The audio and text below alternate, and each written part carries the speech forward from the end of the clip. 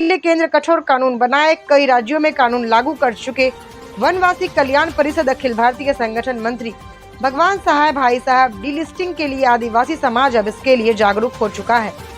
कालू सिंह मुजालदा जनजाति सुरक्षा मंच मध्य प्रांत के प्रभारी आज वनवासी कल्याण आश्रम मोर में जनजाति सुरक्षा मंच के अखिल भारतीय सदस्य पूर्व सांसद गुमान सिंह डामोर ने कहा कि जनजाति सुरक्षा मंच धर्म परिवर्तन कर चुके जनजाति व्यक्तियों को अनुसूचित जनजाति सूची से बाहर करने की मांग करता है। वह संविधान के अनुच्छेद 342 में संशोधन की वकालत करता है। उन्होंने कहा कि जनजाति संस्कृति और पारंपरिक मूल्यों की सुरक्षित रखने के लिए डीलिस्टिंग आवश्यक है। डामोर ने कहा कि आदिवासी समाज सनातनी है, प्रकृति पूजक है। षड्यंत्रकारी विदेश फंडिंग के माध्यम से हमारे जनजाति आदिवासी भाइयों को उन्हें धर्म परिवर्तन करवाया जा रहा है, चाहे वह शिक्षा और सेवा के माध्यम से हो। इसके लिए कठोर कानून होना चाहिए। अखिल भारतीय वनवासी कल्याण परिषद के सह संगठन मंत्री राम सहाय भाई साहब ने कहा कि देश भर में वनवासी क्षेत्र में वनवासी कल्याण परिषद सर्वांगीण विकास के लिए कार्य कर रहा है, लेकिन अन्य राज्यों में सोची समझी रणनीति के तहत हमारे जनजाति परिवारों का धर्म परिवर्तन कराया जा रहा है। इसके लिए केंद्र सरकार द्वारा कठोर कानून होना आवश्यक है। जनजाति सुरक्षा मंच के मध्य भारत के सदस्य कालू सिंह मुजालदा ने कहा कि हमारे जनजाति समाज को देश के कई राज्यों में षड्यंत्र पूर्वक धर्म परिवर्तन करने का कार्य किया जा रहा है। इसके लिए डीलिस्टिंग और कठोर कानून की आवश्यकता है। केंद्र सरकार कठोर कानून लागू करे और राजस्थान सहित अन्य राज्यों में धर्म परिवर्तन पर कठोर कानून लाया गया है। इस अवसर पर खंड संघ संचालक कैलाश राव, ग्राम विकास विभाग प्रमुख भरत कुमावत, समाज सेवी मुकेश अग्रवाल, पूर्व संसदीय सचिव भीमा भाई डामोर, नगर पालिका अध्यक्ष जितेंद्र हाड़ी, डॉक्टर वजीह मैरा, वेलजी भाई महादुर भाई, रितेश गादिया आदि उपस्थित थे। चलो खैर, इसके लेकिन मुझे लगता है कि थोड़ा सा इससे विश्लेषण पर आप कुछ कह रहे थे। मैं ये बोल रहा था ये लोग सबसे पहले ये जो हमारी आस्थाएं हैं उनके ऊपर धीरे धीरे प्रसंग की बात तो ये सब बदलेगा वाले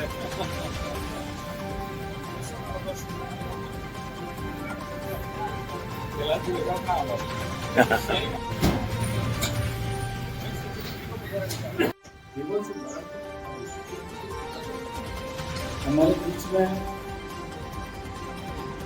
श्रीमान भगवान जी वैशाख अखिल भारतीय संगठन सह संगठन मंत्री राजस्थान वनवासी कल्याण परिषद वनवासी कल्याण परिषद के राष्ट्रीय सह संगठन मंत्री भगवान जी भाई साहब वनवासी कल्याण परिषद देश भर में जनजाति के हितों के लिए काम करता है और धर्मांतरण के बारे में क्या कहना चाहेंगे आप? वनवासी कल्याण आश्रम पिछले 73 वर्षों से जनजाति समाज की परंपरा, पहचान, संस्कृति का संरक्षण करते हुए उनके सर्वांगीण विकास के लिए काम करता है। आज पूरे भारत में लगभग 55,000 गाँव से अधिक हमारा संपर्क है। 22,000 से अधिक ऐसी सेवा के प्रकल्प चल रहे हैं और हजारों कार्यकर्ता, पूर्णकालीन कार्यकर्ता के बीच में एक जीवन का लक्ष्य लेकर के और जनजाति समाज के सर्वांगीण विकास के समर्पित काम कर रहे हैं। धर्मांतरण के संदर्भ में मेरा इतना ही कहना है कि आज भी ये गतिविधियाँ देश भर में अलग अलग तरीके से छद्मवेश में षड्यंत्र पूर्वक लोग कर रहे हैं और इसलिए मेरा तो कहना है कि भारत सरकार को एक कठोर कानून केंद्रीय स्तर पर ही ऐसा एक सशक्त धर्मांतरण विरोधी कानून बनना चाहिए जिससे इस जनजाति समाज को हम ईसाइयों के इस षड्यंत्र से बचा सकें।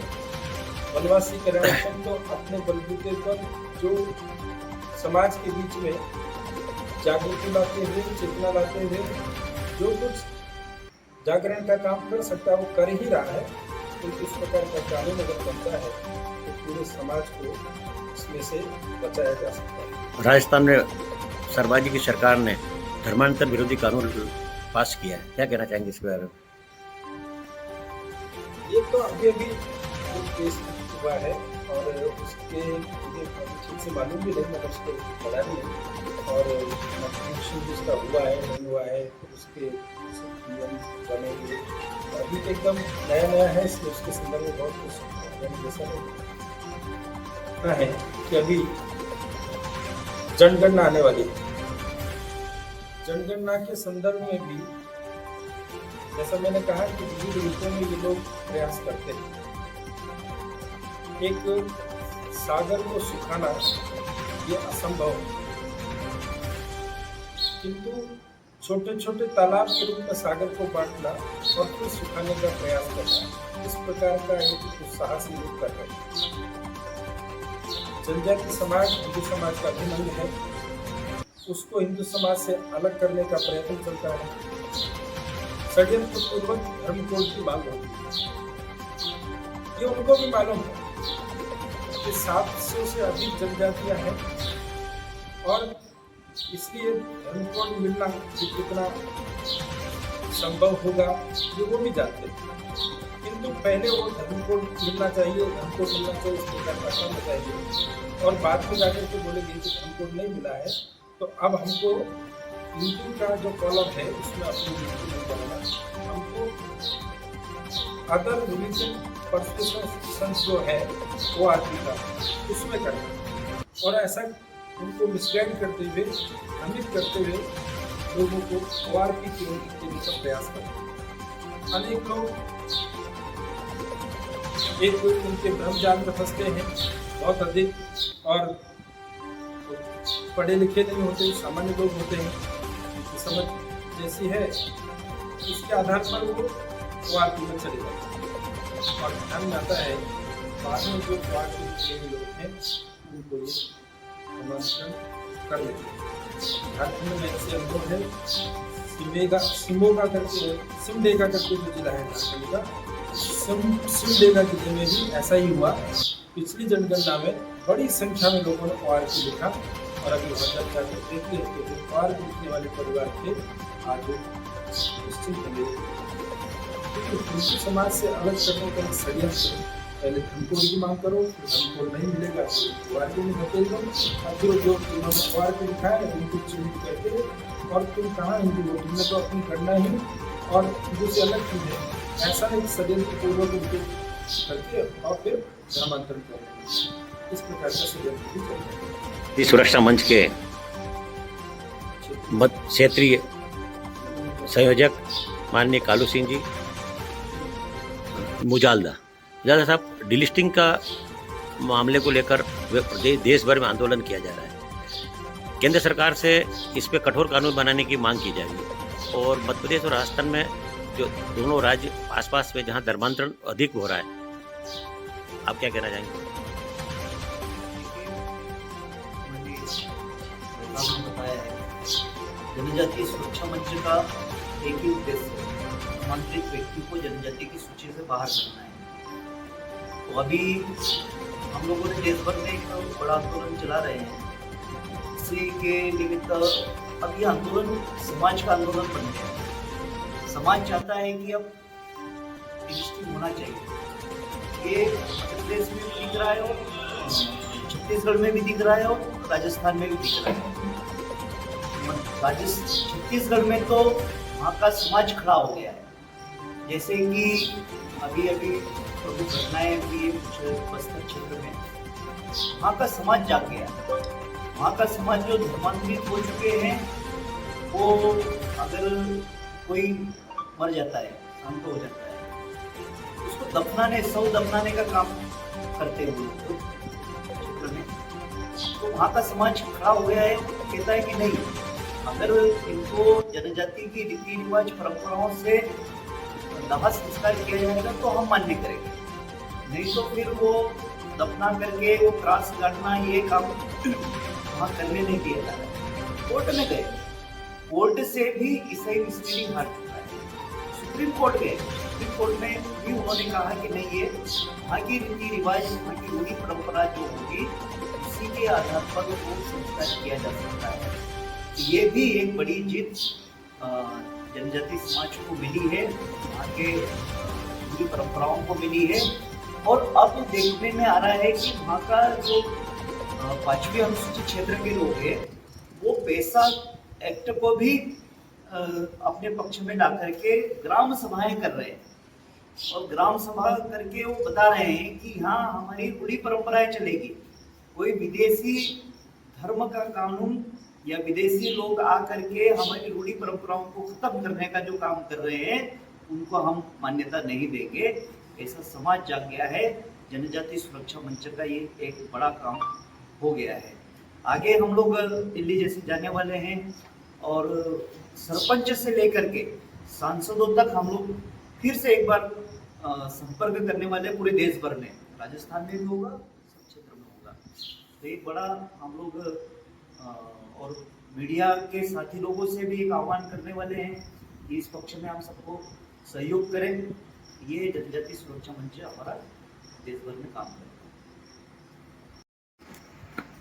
राष्ट्रीय सुरक्षा मंच के राष्ट्रीय कार्यकारिणी सदस्य पूर्व सांसद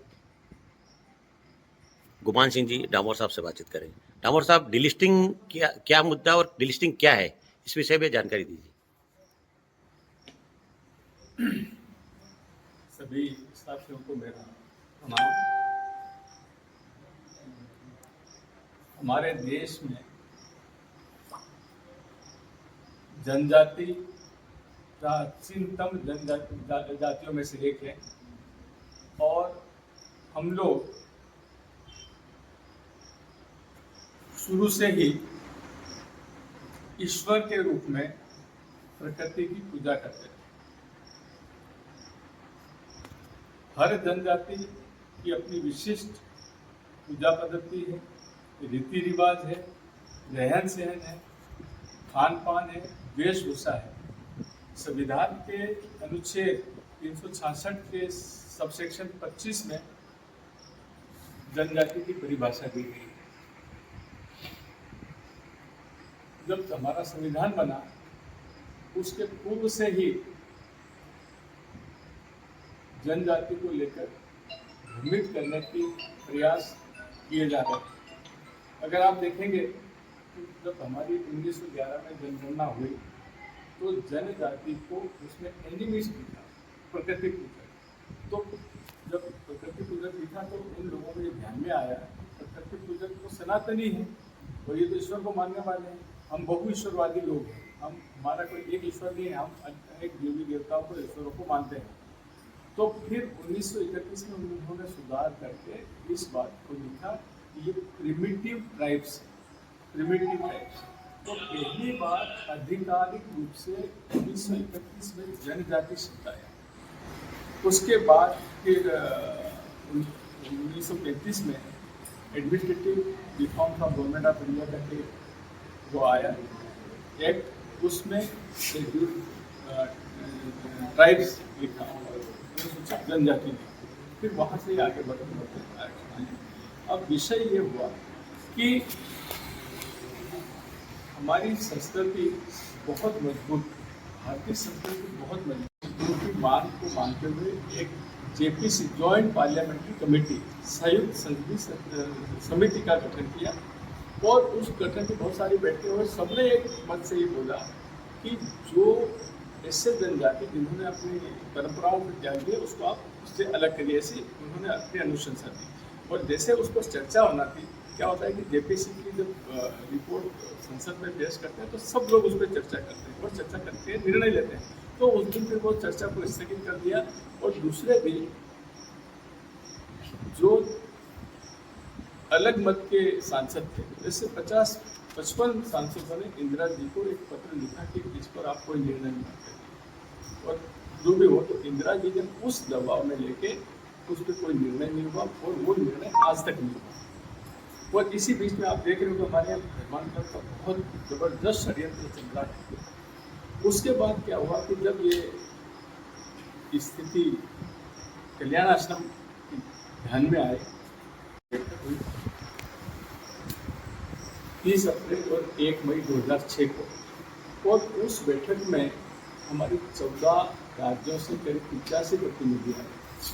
और उस बैठक में निर्णय लिया गया कि जनजाति की परंपराएं, रीति रिवाज, धार्मिक मान्यताएं, उनके पूजा स्थल, उनके संरक्षण के लिए हमको एक मंच का गठन करना है।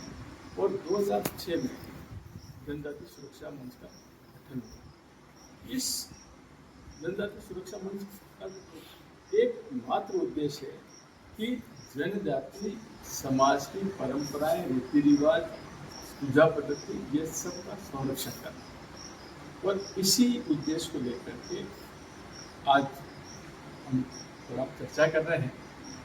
सभी जगह हमने डीलिस्टिंग को लेकर के रैलियां निकाली, पत्र लिखे, और अप्रैल महीने में अप्रैल 2026 में एक विशाल रैली का आयोजन दिल्ली में होगा, जिसमें करीब लगभग आज तो 748 जनजातियाँ हैं। इन 748 जनजातियों के प्रतिनिधि और सभी प्रदेशों से जनजाति दिल्ली पहुँचेंगे।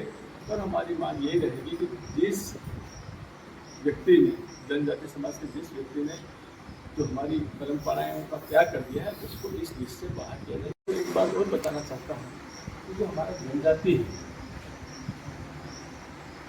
ये मूल रूप से सनातनी है। और सनातन का जनक है, जो सनातन संस्कृति है, इसका जन्म ही जनजाति से हुआ है। हम लोग ईश्वर को प्रकृति के रूप में, प्रकृति को ईश्वर के रूप में देखते हैं। हम वृक्षों की पूजा करते हैं, हम नदी की पूजा करते हैं, हम अग्नि की पूजा करते हैं, हम गौ माता की पूजा करते हैं। और श्राद्ध के दिनों में हम कौवे को भी भोजन करवाते हैं। यानी हमारे मन में पक्षियों के प्रति भी प्रेम है, पशुओं के प्रति भी प्रेम है, प्रकृति के प्रति भी प्रेम है। हमारी कुल देवियाँ होती है। अभी रतलाम जिले में गढ़खनकाई माता है, लोगों की कुल देवी है। उसके पास में खांडला में हमारी एक शंभू माता है, वो एक सिंगाड़िया परिवार जो होता है भील जनजाति में, उसकी कुल देवी है। इसी प्रकार एक हमारे